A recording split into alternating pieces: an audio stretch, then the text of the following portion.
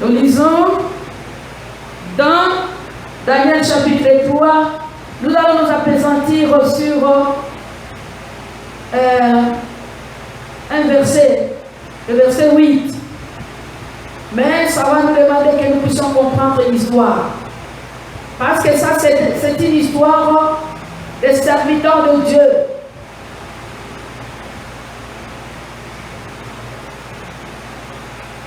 Le roi Nebuchadnezzar, je commence à partir du premier verset, et puis je vais m'arrêter quelque part. Le roi Nebuchadnezzar fit une statue d'or, haute de 60 coudées. Une statue d'or, haute de 60 coudées et large de 6 coudées, et il dressa dans la vallée de Djoura, dans la province de Babylone. Le roi Nebuchadnezzar, il fit convoquer les satrapes. Dis avec moi les satrapes. Il y a des mots-clés que nous allons retenir aujourd'hui.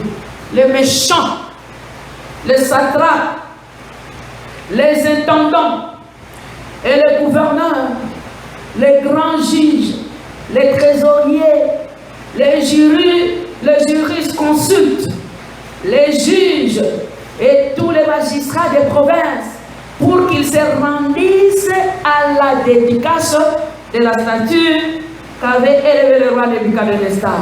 Alors, les satrapes, et dis avec moi encore satrapes. Les satrapes, les intendants et les gouverneurs, les grands juges et les trésoriers, les jurisconsultes, les juges et tous les magistrats des provinces s'assemblèrent pour la dédicace de la statue qu'avait élevée le roi Nebuchadnezzar. Ils se placèrent devant la statue qu'avait élevée Nebuchadnezzar. Un héros cria à haute voix: voici ce qu'on vous ordonne, peuple, nation, hommes de toutes langues.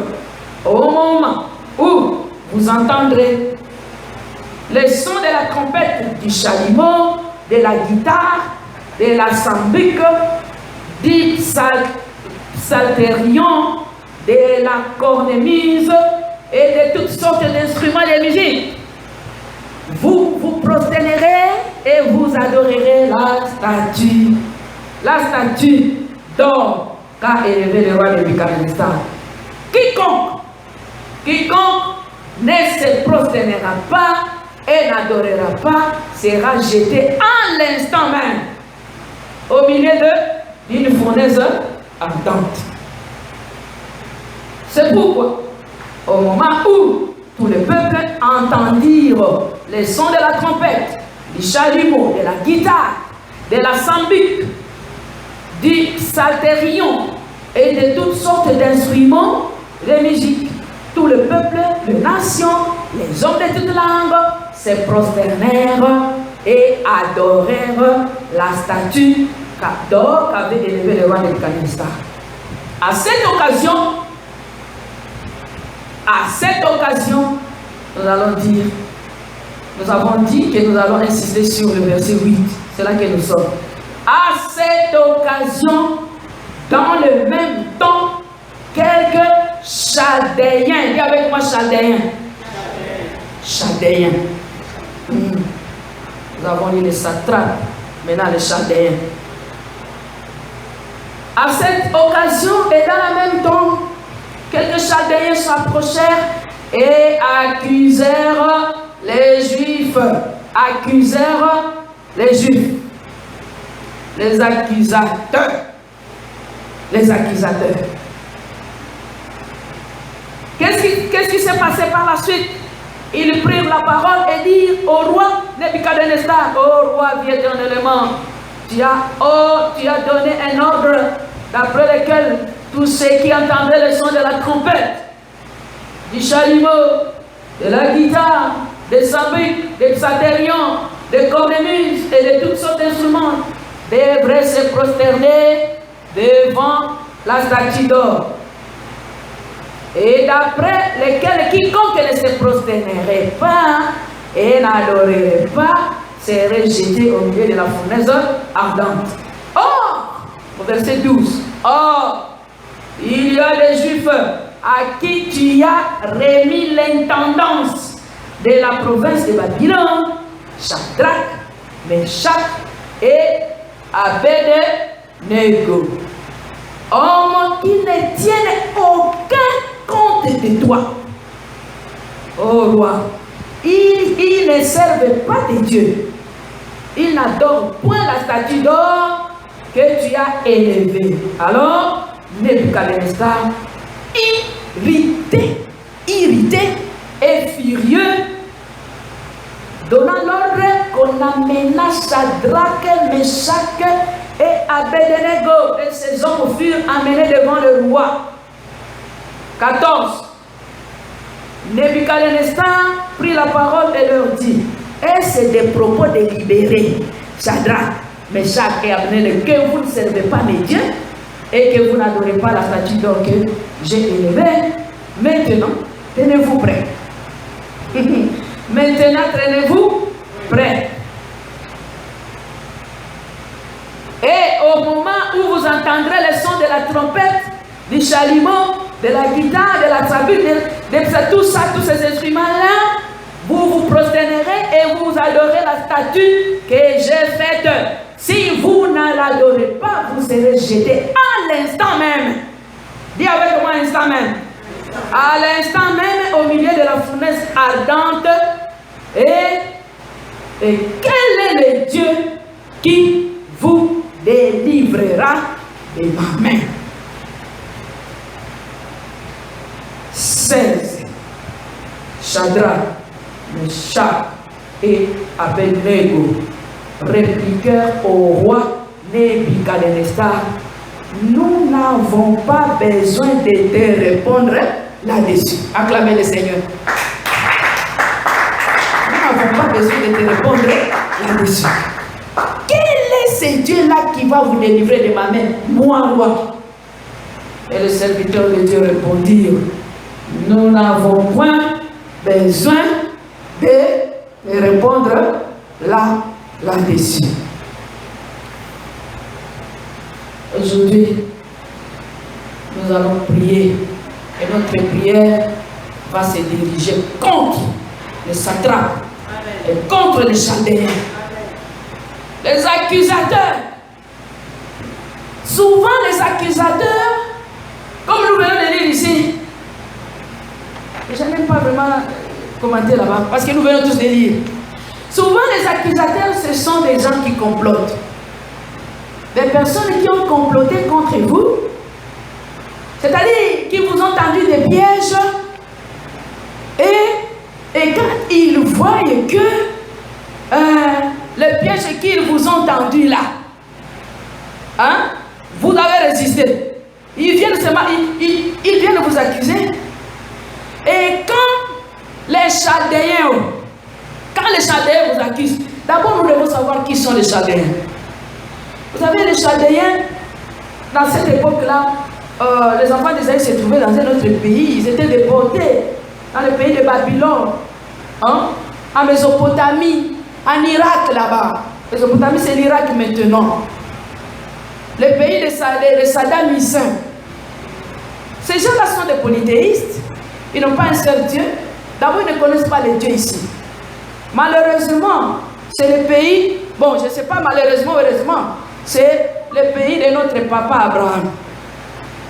Notre papa Abraham, c'est un Amoréen. Les Amoréens sont des polythéistes. Ce sont des occultistes, les magiciens, les astrologues, les gens qui font les sciences astrales, les sciences occultes. Tout ce que nous avons vu ici dans l'idolâtrie et les formes de toutes ces formes d'idolâtrie. C'est là que on a développé. Bien aimé, les Asiatiques sont compliqués. Hein?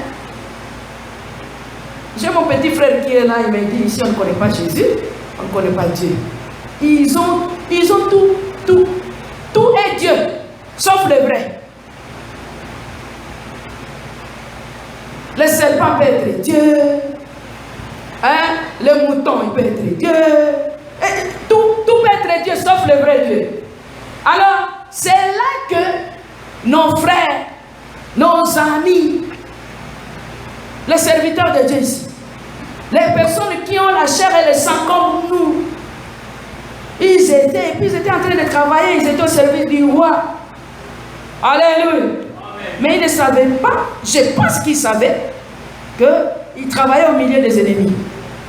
Il ne faudra pas ignorer que nous avons les méchants autour de nous. Les méchants, ils ne sont pas loin. Les méchants, il n'est pas américain. Les méchants, c'est un Congolais. Alléluia. Les méchants pour vous, il n'est pas, je ne sais pas qui là, tout ça. Les méchants, c'est vous, c'est vous-même. Et si quelqu'un ignore ça, il peut tomber dans le piège de Satan. Quand il ignore que c'est que les gens ici sont en train de faire. Quand ils ont conseillé le roi, là, parce que ce sont eux qui l'avaient conseillé, ils ont dit non, roi, nous allons faire ceci. Si vous lisez au chapitre 2, ce sont eux-là qui sont allés voir le roi pour lui dire voilà, nous voulons que les gens maintenant puissent adorer, t'adorer toi. Faites une statue d'or. Comme ça, les gens vont commencer à t'adorer. Et ils savaient qu'il y avait des juifs qui ne pouvaient pas le faire. Il y a certaines choses qu'on fait, on sait que toi, tu ne vas pas accepter ça. Mais on t'amène toujours, on amène tout le monde à prendre cette décision. Et quand toi, tu n'acceptes pas, on dit que tu es dur. C'est un complot contre toi. Ah, ça l'a compliqué, non? C'est pas question d'être compliqué. C'est parce qu'il savait très bien que toi, tu ne peux pas adorer un autre Dieu. Il savait très bien que toi, tu ne peux pas accepter une telle décision. Toi, tu ne peux pas accepter une telle situation. Mais ils le font quand même parce qu'on veut te mettre devant un fait accompli. Les méchants. Les satrapes. Ce sont eux qui sont allés voir le roi. Et maintenant, quand ils ont constitué leur Dieu, qui les empêchait d'adorer leur Dieu? Personne. Mais pourquoi ils ont institué que ça soit obligatoire? C'est parce que tout simplement, ils voulaient la tête de Shadrach, Meshach et Abednego. Ils voulaient la tête parce que c'était des fervents serviteurs de Dieu. Vous êtes un serviteur de Dieu, vous pensez que les ennemis sont où? Les ennemis sont là-bas autour de vous. Les ennemis peuvent manger avec vous. Vrai ou faux? Alléluia. Et les Shadrach qui étaient là et qui comprenaient ces choses, ils ont très bien répondu au roi. Nous n'avons pas besoin de vous répondre là-dessus. Nous n'avons pas besoin. Parce qu'à un certain moment, les méchants, quand ils croient qu'il nous a attrapés dans son complot, là il fait. Là il commence à dire, ça ne marche pas là-bas. Hein? Non, qui vous a dit que ça ne marche pas là-bas? C'est votre complot qui va vous attraper vous-même. Parce que vous avez mis le piège. Dieu, l'Éternel a le dernier mot. C'est notre Dieu qui a le dernier mot. Alléluia. Lorsque nous lisons les Chaldéens, je voulais parler de ces Chaldéens. Bien aimé, les Chaldéens, ce ne sont pas des petites personnes. Ce sont des grandes personnes. Ce sont les autorités. Des personnes qu'on ne peut pas refuser quelque chose. Vous êtes serviteur de Dieu. Vous êtes surtout un homme qu'on appelle le leader. Il y a des Chaldéens autour de vous. Et on va vous envoyer des Chaldéens. On va vous envoyer les gens là qui, en tout cas, ce sont les Chaldéens. Les Chaldéens, ce sont des Amoréens, parce que je les ai décrits. J'aime décrire ces gens pour comprendre un peu qu'est-ce qui les poussait à réagir comme ça, ou agir de cette façon. Les Chaldéens, ou les Chaldéens, hein, les Chaldéens ou les Chaldéens, ce sont des savants. Ce sont des savants, ce sont des personnes intelligentes. Ce sont des savants, ce sont des magiciens, des devins, des occultistes.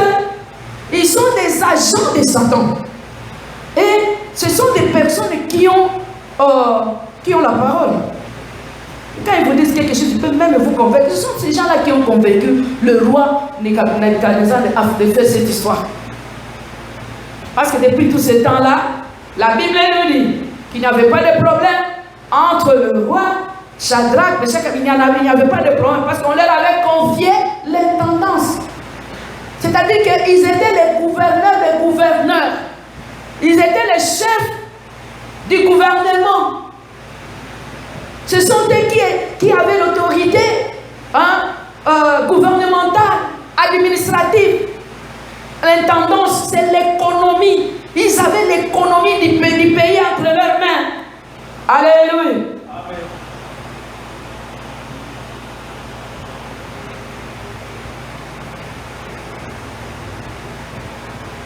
Les gens qui peuvent vous parler, ce ne sont pas des petits peuples. Ce sont des grandes personnes. Mais il faut analyser la situation. Alléluia. Amen. Bien aimé, dans le livre de Daniel, les Chaldéens, c'est une catégorie de savants, astrologues, de magiciens, des devins. On les appelait des sages. Des sages. Parce que nous avons toujours des personnes autour de nous. Hein? Les sages. Si par exemple, moi, je vais avoir ou je cherche à avoir la décision de maman prophétesse Lydie, je dois savoir qui est à côté de maman prophétesse Lydie. Qui est-ce que maman prophétesse Lydie écoute souvent? Maman prophétesse Lydie ne peut pas dire non à celui-ci. Voilà. Ce sont ces gens-là qu'on appelle les Chaldéens. Alléluia. Amen. Ce sont les sages. C'était les sages de Babylone. Babylone, qui aujourd'hui on l'appelle Bagdad, parce que c'est ça la capitale de l'Irak. C'est une capitale et le palais de Nebuchadnezzar est là. A été conçu là-bas. Le palais là où étaient les Shadrach, Meshach, Abednego. Et lorsque nous lisons aussi dans l'histoire de ce pays, la grande tour de Babel, hein? La grande tour de Babel, c'est là-bas. Et ça a été construit. Alors, qui sont les satrapes? Les satrapes. Les satrapes, ce sont des protecteurs du royaume. Les protecteurs du royaume, les gouverneurs des provinces. Et ils avaient aussi une autorité. C'est-à-dire c'était des collaborateurs. Ils étaient des collaborateurs du roi. C'est comme maintenant là, il y a un gouvernement, non? Et puis il y a les ministres. Les satrapes, c'était les ministres. Ils étaient là. Quand un ministre vient te dire quelque chose, tu dis non, c'est mon collaborateur. C'était ces gens-là qui ont comploté. Et ils sont venus avec leur complot et ils ont tendu le piège. Ils ont tendu le piège aux hommes de Dieu. Mais j'aime quand nous continuons à lire cette histoire parce que, bien aimé, lorsque effectivement, quand les serviteurs de Dieu, ils ont compris qu'ils étaient dans un piège, ils ont compris qu'ils se trouvaient devant les méchants. Devant les méchants, il ne faudra pas croire que les méchants vont vous amener, je ne sais pas, les sucres ou quelque chose de... Non. Quand quelqu'un est méchant, il est méchant. Alléluia. Des méchants proviennent de la méchanceté. C'est pourquoi Dieu lui-même dit que moi, je ne peux pas me mettre ensemble avec les méchants. La Bible nous dit que Dieu est les méchants. Aïna Kabango. Et les hommes de Dieu, ils ont compris. Et ils ont compris que non. Ici, même si nous pensons que nous allons désobéir à Dieu pour plaire aux méchants, les méchants ne nous aimeront jamais. Ils ne nous aimeront jamais. Ah non, moi j'obéis à leur, tout ça, je tombe dans leur piège pour que je sois leur ami. C'est zéro. Tu te trompes. Alléluia. Tu vas tomber dans un piège terrible et personne ne va te délivrer parce que c'est Dieu qui nous délivre. C'est Dieu qui nous délivre. Bien aimé, la Bible nous dit que ces Chaldéens-là et les satrapes, parce qu'effectivement, nos bien-aimés ont été jetés Hein? Ils ont été jetés dans la fournaise ardente. J'aime la description. La description, on les a jetés avec les caleçons. La Bible dit, avec leurs caleçons, et tout ça, leurs habits, tout, on les a jetés comme ils étaient. Parce que le roi lui-même, il a dit à l'instant même, quel défi. Et puis ils disent, nous n'avons pas besoin de te répondre là-dessus. Nous n'avons pas besoin de te répondre. Et on les a jetés. Hein? Comme toi tu es dans tes jettes avec tes souliers, avec tout ça, et tu entres dans une fournaise ardente. Mais j'aime l'Éternel. J'aime ce que l'Éternel a fait.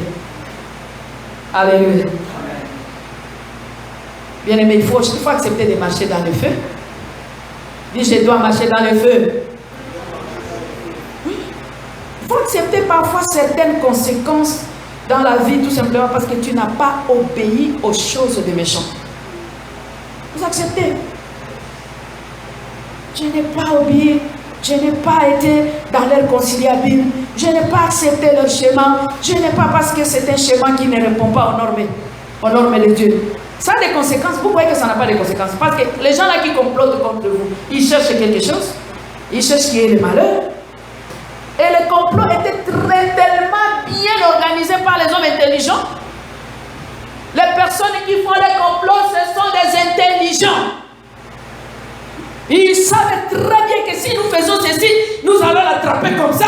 Et quand nous allons l'attraper comme ça, voilà ce qui va se passer par la suite. Ils connaissent. Parce que c'est un plan. Ils savaient très bien que Meshach, Shadrach, dès qu'ils entrent dans la fournaise ardente, ils seront devenus de poussière. Parce que la Bible nous dit que le roi avait ordonné qu'on puisse chauffer la fournaise cette fois. Quand vous désobéissez à ces gens-là, vous pensez qu'ils vont chauffer combien de fois la fournaise? Ils vont chauffer la fournaise 7 fois. Ils vont commettre l'effort de destruction plus qu'avant. Ils vont chercher à vous détruire, je ne sais pas jusqu'à la moelle épinière. Pour que, tout simplement, qu'ils aient raison. Ah, nous avons raison. Ah, qu'est-ce qu'on vous disait? Ah, voilà ce qui se passe. Ah, tout ça, on a chauffé. Maman, on avait chauffé 7 fois la fournaise. Une fournaise qui est chauffée 7 fois, la Bible nous dit, ça a attrapé même les gens là, qui les jetaient là-bas dans la fournaise. Eux-mêmes, ils étaient brûlés. Imaginez-vous, dès qu'on ouvre, c'est pas comme ça. Et même les gens qui font tomber les gens dans la fournaise, et les gens qui sont tombés dans la fournaise, les gens qui ont fait tomber les gens dans la fournaise sont brûlés, sont décédés. Mais les gens qui sont tombés dans la fournaise, ils ont marché. Parce que la Bible nous dit qu'ils ont marché. Je dois marcher dans le feu. Alléluia. Pour la gloire de Dieu, je dois marcher dans le feu. Il y a des conséquences ou des choses que nous devons accepter pour seulement sauver le royaume de Dieu sur la terre. C'est pas facile servir le Seigneur. Est-ce que vous avez un jour demandé à Shadrach, Meshach, Abednego, il va vous dire c'est pas facile. C'est pas facile de servir Dieu devant ou au milieu des Chaldéens, au milieu de sa trappe. C'est pas facile. Alléluia. Le Seigneur est avec nous. On les jeta dans la fournaise qui a été chauffée cette fois. Quelle colère! Les gens qui vous quittent là, les gens qui complotent contre vous, les gens qui vous croyez qu'ils ont quelle colère? C'est une colère facette. C'est une colère facette. Alléluia. Et quand la colère est facette, qu'est-ce que vous pensez? Il faut marcher dans le feu. Nous allons marcher dans le feu aujourd'hui. Alléluia. Parce qu'il y a les Chaldéens qui vont subir quelque chose et ils vont respirer. Ils vont respirer le vent brûlant. Le vent brûlant. Tu es sur la terre, tu respires l'oxygène de mon père. L'oxygène c'est frais, hein, c'est frais. Non, combattre, il va respirer le souffle. Il va respirer le souffle. La Bible nous dit, ils sont entrés dans le feu. Car ils avaient dit au roi, nous n'avons pas besoin de vous répondre là-dessus. Mais j'aime la suite. J'aime la suite parce que Dieu a envoyé quelque chose. Il a envoyé les troubles. Il envoie les troubles du côté de l'ennemi. Il envoie les troubles. Le roi n'a pas dormi. Il ne peut pas dormir. Pourquoi tu ne peux pas dormir? Parce que nous sommes dans la fournaise, mais toi tu n'es pas, toi tu es en dehors de la fournaise. Mais pourquoi tu es agité? À l'agitation. L'agitation. Bien aimé, les méchants, ils sont toujours agités. L'agitation doit s'observer toujours à l'extérieur. Mais nous qui sommes là dans le feu, nous marchons dans le feu. Il faut marcher dans le feu. Bien aimé, la Bible nous dit qu'il était effrayé. Il a été effrayé quand il s'est approché. Il s'est approché de la fournaise. Il a regardé du fond. Oh! Mais on a jeté 3 personnes, mais comment je vois 4 personnes? On a jeté 3 personnes, mais comment je vois 4 personnes? On a jeté 3. Et ils ne sont pas brûlés, même pas ses cheveux, même les caleçons ne sont pas brûlés. Alléluia. Vous ne serez pas brûlés. Ça ne brûle pas. Hein? La fournaise des méchants, ça ne brûle pas. Il ne faudra pas abandonner la voie de l'Éternel. Il faut continuer. Alléluia. Les Chaldéens, il ne faut pas avoir peur. Ils sont toujours là, c'est pas pour comploter, mais ils ne sont pas forts. Parce que la Bible nous dit, lorsque le roi a vu cela, il était effrayé. Il était effrayé. Moi, j'aime quand Dieu envoie le tremblement de terre du côté de l'ennemi. Ils doivent toujours être effrayés. Par après, oh, mais ces gens ici, comment ils ne sont pas brûlés? Oui, effectivement, nous n'avons pas besoin de vous répondre là-dessus. Nous n'avons pas besoin de vous répondre là-dessus. Et le roi a peur. Et ils acceptent. Nous sommes là. Bien-aimés, c'est toujours les mêmes personnes que Dieu utilise. Les mêmes personnes que Dieu utilise. Bien-aimés, pour vous faire sortir de là, Dieu utilise parce que j'aime quand Dieu apporte l'humiliation. Dis avec moi l'humiliation. L'humiliation, toi-même tu as tendu le piège et toi-même tu seras humilié par ton propre piège là. C'est le piège là qui va t'humilier. L'opprobre et l'ignominie. Parce que si vous lisez la suite, on n'a plus vu les satrapes. On les a plus vus. La Bible nous dit qu'ils ont pris fuite. Ils ont fui les Chaldéens. Ils ont fui les satrapes. Ils ont fui. La Bible nous dit que les Chaldéens, ils ont connu l'humiliation. Ils ont connu l'humiliation. Quelle humiliation? Lorsque les gens te voient toujours debout, pendant qu'ils tendaient des pièges pour que tu tombes. Mais ils te voyaient toujours debout. Les méchants, ils te voyaient toujours debout. Ils te voyaient toujours dans la gloire de Dieu. Pendant qu'ils croyaient que toi tu serais dans l'opprobre, dans la honte, dans la défaite. Comment ils te voyaient toujours, tu es en train de sourire. Pendant qu'ils avaient dirigé contre vous la haine, la médisance, c'est pour que tu sois triste. Pour que, oh bella, oh comme la hypertension, ça n'a pas d'hypertension. Alléluia. Bien-aimé, quand les serviteurs de Dieu triomphent sur les Chaldéens, ils prennent fuite. Ils prennent fuite. Nous allons triompher sur eux et ils vont prendre fuite. Aujourd'hui, nous allons prier contre les personnes qui font des complots contre les serviteurs de Dieu. Vous faites des complots, vous avez fait vos petits complots là, pour que l'homme de Dieu puisse tomber, pour que l'homme de Dieu puisse subir l'humiliation, pour que l'homme de Dieu puisse subir l'opprobre. C'est vous, au contraire, vous allez prendre fuite. C'est vous, au contraire, parce qu'il existe une robe d'humiliation, une robe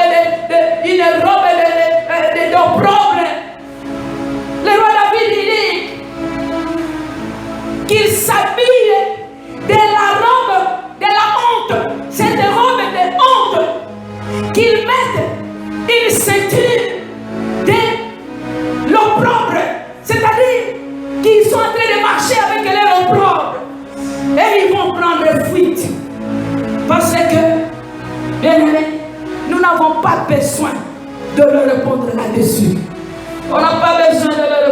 dessus.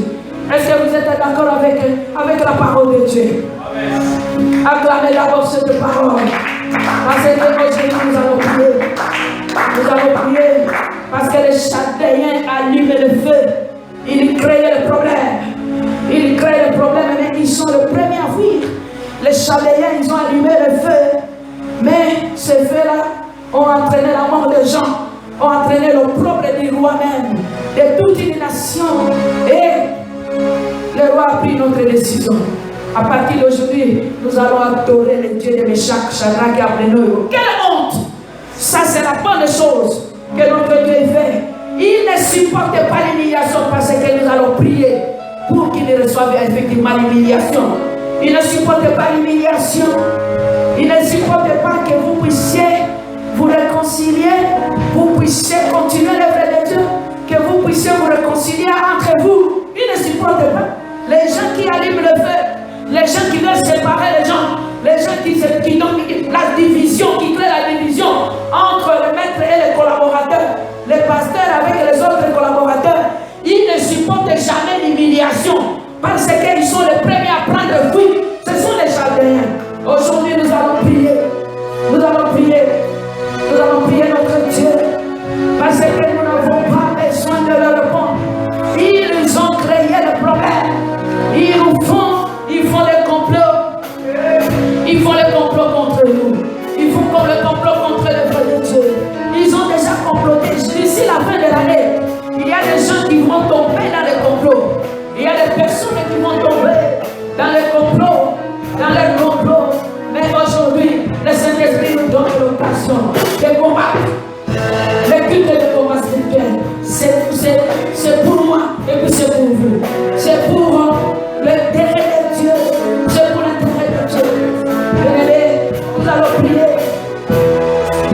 Les accusateurs. Les accusateurs, ce sont les Chaldéens. Les sacrables, les accusateurs. Bien-aimés, nous allons prier le Seigneur. Nous allons dire Seigneur, voici tous les accusateurs, toutes les personnes qui ont comploté contre moi. Ils ont comploté contre mes enfants. Ils ont